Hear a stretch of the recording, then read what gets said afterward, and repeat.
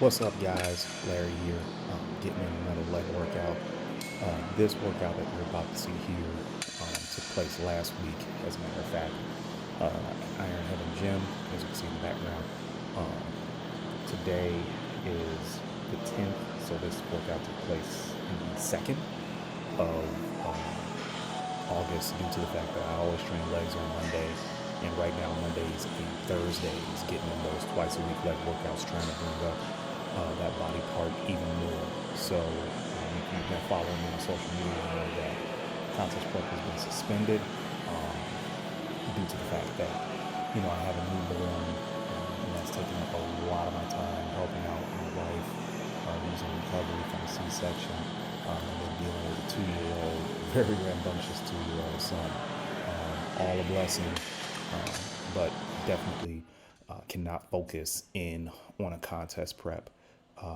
And those are very stressful situations. There's been many times I've stayed up, a couple of times I stayed up late, feeding the baby or waking up in the middle of the night. So my HRV is just out of whack right now. I'm not even really tracking it, but it's just out of whack. This is my training partner for that day, Lamar, my fraternity brother of Omega Psi Phi Fraternity Incorporated. But in any event, so still trying to keep up the pre-contest split, still trying to make sure that, I'm checking the boxes daily and making sure that, I'm training while I'm training on a prep, but not actually be in prep. So the training intensity is still high, the frequency is still high, and still working really hard to push development of some dense muscle. So right now my volume is I'd say around about moderate range. It's nothing that I can't recover from, you know what I mean? If I do feel off a little bit, I I do kind of temper that volume for the next workout and just really try to crank as much intensity in as possible. Right now, I'm hitting around about 12, maybe 15 sets uh, per body part. And for legs, that may be a little bit lower due to the fact that I do train them twice a week, but one is a quad emphasis and one is a hamstring and glute emphasis. So quads do get heavy loading 2 days out the week, but instead of 2 to 3 heavy loading exercises, I'll do one heavy load on Thursday, and those 2 to 3 will take place on Monday. So usually that 2 to 3 will involve me doing leg extensions to failure, then some type of squat. You'll see the squat go last this week though. Squat and then a leg press. But that's usually how it goes. This week, not the week that you're seeing the video right now, but this week that we're in, that changed up a little bit. I did not do anything that was really heavy loading for the spine. So I don't consider the pendulum squat very heavy loading. So I did that. But as far as vertical up and down loading, I will do 2 weeks on, 1 week off, and I'll slowly increase that as we approach November, because I still have November as a time frame of when I'd like to be done with my recomp. So I'm going to speak a little bit more on that as we progress throughout the video.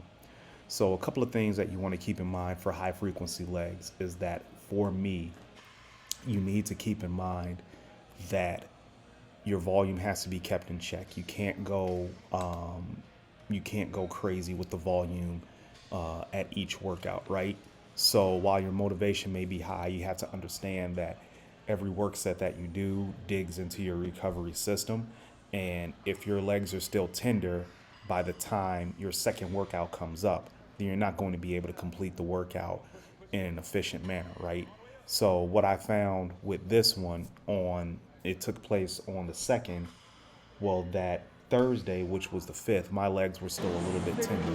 So I couldn't go into, 100% heavy loading on the quad. So I went ahead and did some more pumping style movements just to get some blood in there and to help facilitate recovery.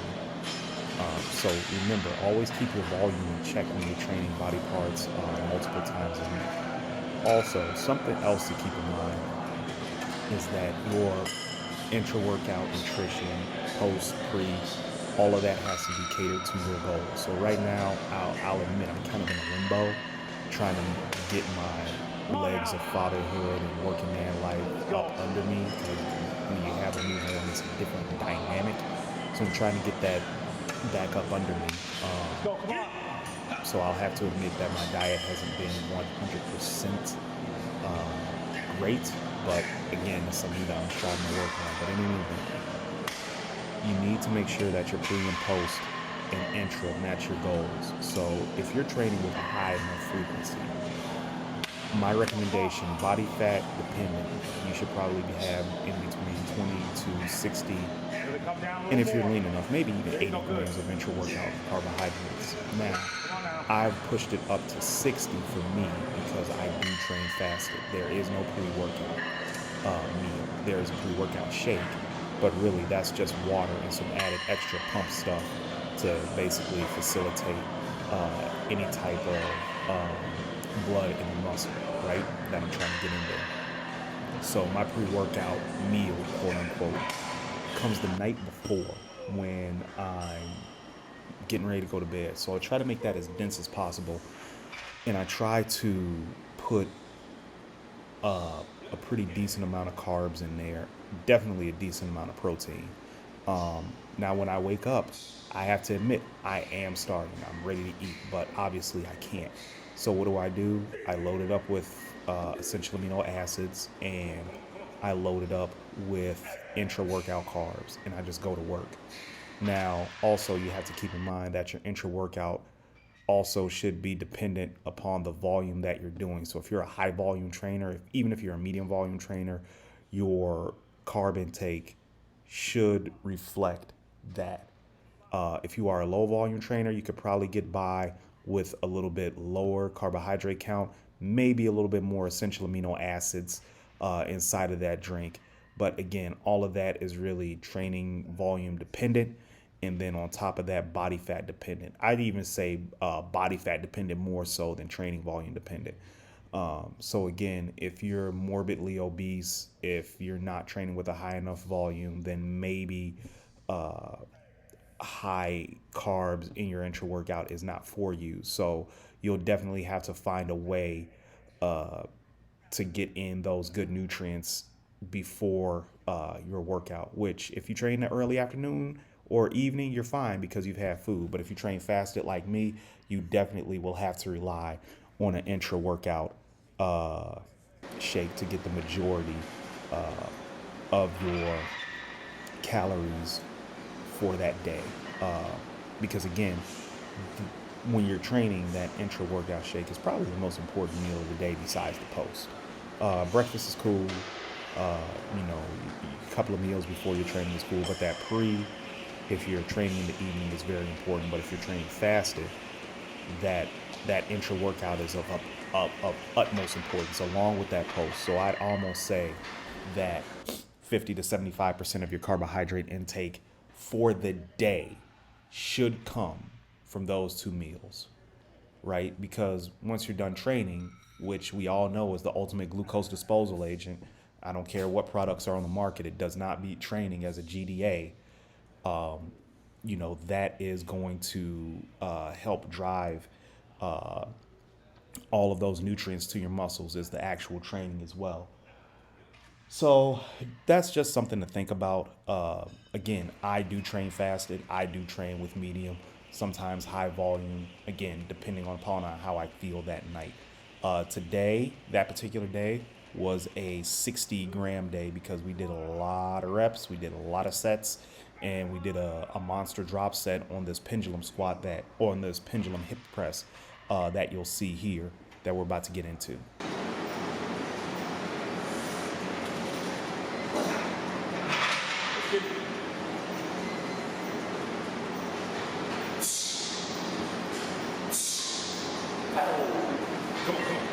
Come on, four more.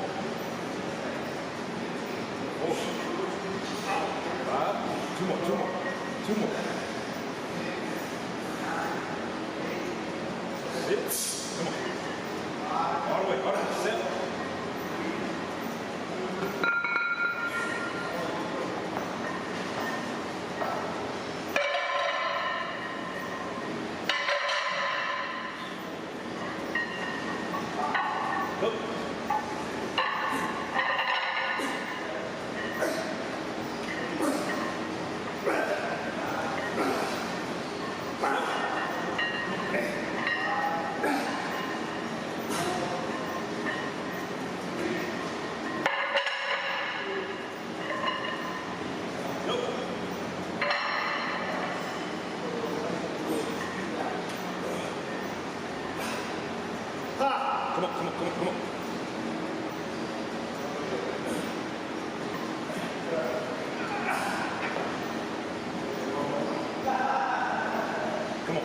Push.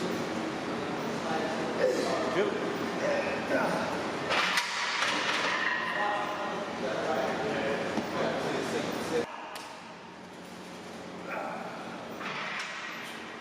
Let's go.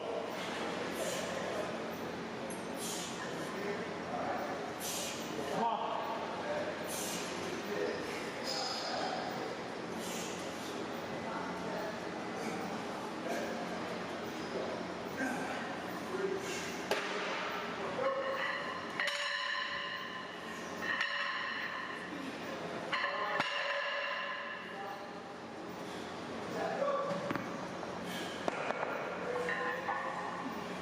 Go.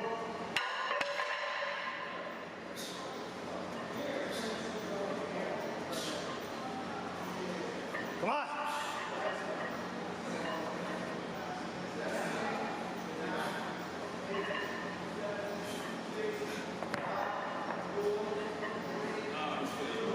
Let's go. Come on.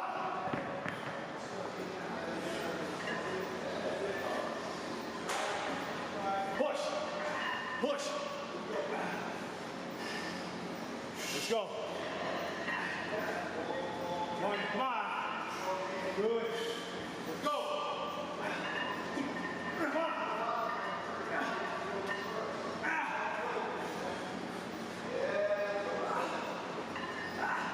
Come on.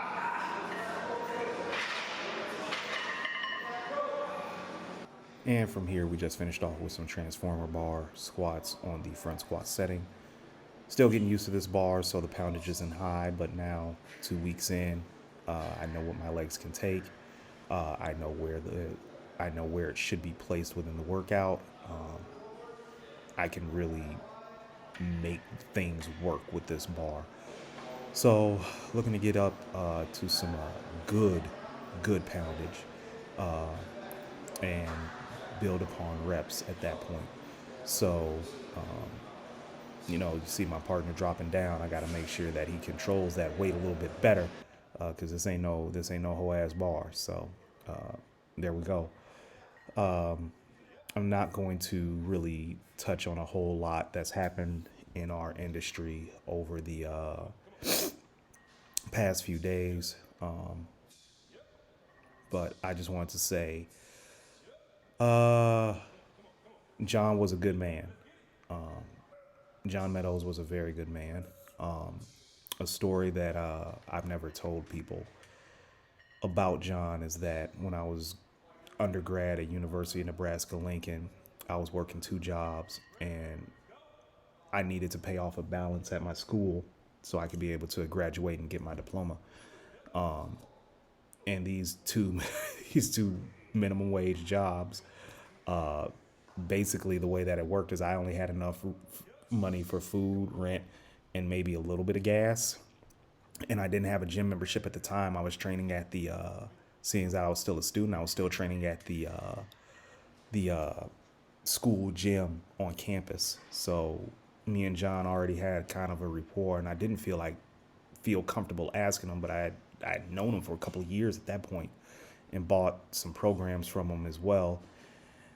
And John paid that balance off, and I was able to graduate. So I tell people,